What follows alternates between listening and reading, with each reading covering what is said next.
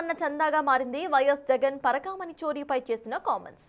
చోరీని చిన్న చోరీగా అభివర్ణించి మాజీ ముఖ్యమంత్రి ఇంటా బయట విమర్శలు ఎదుర్కొంటున్నారట. తిరుమల శ్రీవారిని తక్కువ చేసి చూపిస్తూ భక్తుల మనోభావాలు దెబ్బతీస్తూ వైఎస్ జగన్ చేసిన వ్యాఖ్యలపై సొంత పార్టీలోనే వ్యతిరేకత వ్యక్తమవుతుందట.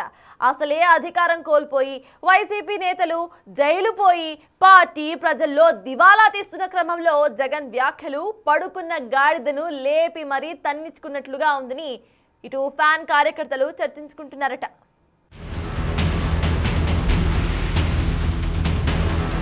పరకామణి చోరీపై వివాదాస్పద వ్యాఖ్యలు, జగన్ కామెంట్స్ పై దుమారం, వైఎస్ అధినేతపై సొంత కార్యకర్తల ఆగ్రహం, పరకామణితోనే పరాచకాల అంటూ ఫైర్. తిరుమల పరకామణి కేసు కోర్టులో విచారణ జరుగుతోన్న నేపథ్యంలో వైఎస్ జగన్ చేసిన కామెంట్స్ వివాదాస్పదంగా మారాయి. పరకామణి చోరీ చాలా చిన్న చోరీ అంటూ మాట్లాడుతూ తీవ్ర దుమారాన్ని రేపుతోంది. దొంగ కేవలం $9 చేశారని, అందుకే అతని నుంచి 14 కోట్ల విలువైన ఆస్తులను టీటీడీకి రాయించామని చెప్పడంపై విమర్శలు వ్యక్తమవుతున్నాయి. ఆ రోజు హుండీ డబ్బులు లెక్కిస్తూ చిన్న చోరీ 9 నోట్లు, $9 వర్త్ 72,000 ఇండియన్ కరెన్సీ, $9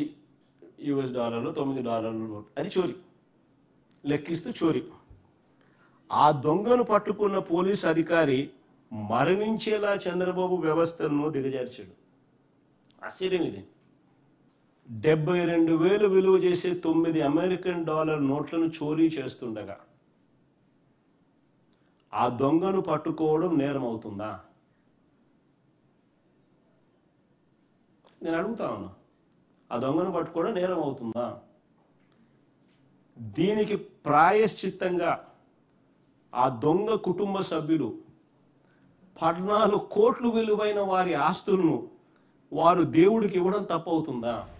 2023లో వైసీపీ హయాంలో పరకామణిలో చోరీ చేస్తూ జియ్యంగారి మఠం ఉద్యోగి రవికుమార్ పట్టుబడ్డాడు. ఆ తర్వాత లోక్ అదాలత్లో రాజీ కుదిర్చి ఆయన ఆస్తులను టీటీడీకి రాసిచ్చేలా చేశారు. మొత్తం 14 కోట్లను టీటీడీ రాయించుకుంది. ఈ చోరీ రాజీ అయిన విషయాలు బయటకు రావడంతో అప్పట్లో సంచలనంగా మారింది. ఆ తరువాత జరిగిన పరిణామాలతో హైకోర్టు సిఐడి ఎంక్వైరీ వేసింది. అనంతరం విచారణ చేసిన సిఐడి, ఏసీబీ హైకోర్టుకు నివేదిక సమర్పించాయి. విచారణ సందర్భంగా ఫిర్యాదుదారుడు రాజీ అయినప్పటి ఏవీఎస్ఓ సతీష్ కుమార్ తాడిపత్రి సమీపంలో రైలు పట్టాల వద్ద అనుమానాస్పద స్థితిలో మృతి చెందాడు. అయితే ఈ కేసుకు సంబంధించి వైసీపీ నేతలు భూమన కరుణాకర్ రెడ్డి, ఎస్వి సుబ్బారెడ్డి, మాజీ టీటీడీ ఈవో ధర్మారెడ్డిలతో పాటు మొత్తం 35 మందిని విచారించారు. అనంతరం 156 పేజీల నివేదికను సిఐడి అధికారులు హైకోర్టుకు సమర్పించారు. ఈ కేసుపై హైకోర్టు ఇంకా ఎలాంటి నిర్ణయం తీసుకోలేదు. కేసు విచారణను ఈ నెల 11కు వాయిదా వేసింది హైకోర్టు.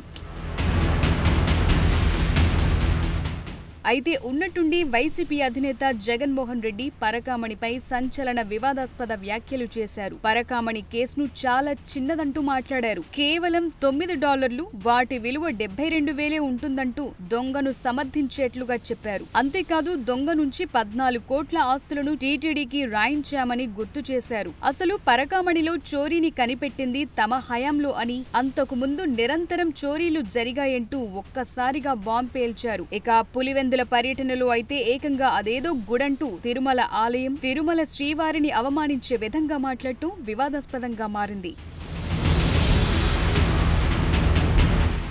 పరకామణి కేసులో వైఎస్ జగన్ తిరుమల శ్రీవారిని, భక్తులను అవమానించే విధంగా మాట్లాడుతూ ఇప్పుడు వైసీపీని డ్యామేజ్ చేసే విధంగా ఉన్నాయని ఆ పార్టీ కార్యకర్తలు అనుకుంటున్నారట. కేసు కోర్టులో ఉండగా ఇప్పుడు దీనిపై మాట్లాడాల్సిన అవసరం ఏముందని అధినేతనే ప్రశ్నిస్తున్నారట. కొందరు వైసీపీ నేతలు పరకామణి విషయంలో వైఎస్ జగన్ ను తప్పుదోవ పట్టించారని మండిపడుతున్నారట. పరకామణి కేసుపై వివాదాస్పద వ్యాఖ్యలు కూటమి పార్టీకి అస్త్రాలుగా మారాయని చర్చించుకుంటున్నారట.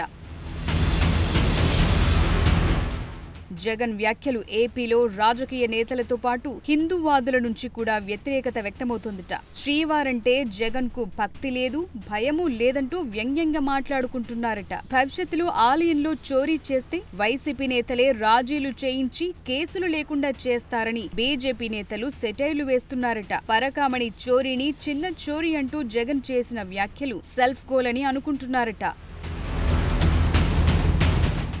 మొత్తానికి పరకామణి ఇష్యూ వైసీపీని డ్యామేజ్ చేసే విధంగా ఉందని రాజకీయ విశ్లేషకులు అభిప్రాయపడుతున్నారు. కోర్టు కేసులో ఉండగా జగన్ ఈ అంశం గురించి అనవసరంగా మాట్లాడి పార్టీని మరింత ఆఘాతంలో పడేశారనుకుంటున్నారట. మరి జగన్ వ్యాఖ్యలు వైసీపీకి ఇంకెంత నష్టాన్ని కలిగిస్తాయో, ఈ నష్టాన్ని అధినేత ఎలా పూడ్చుకుంటాడో వేచి చూడాలి.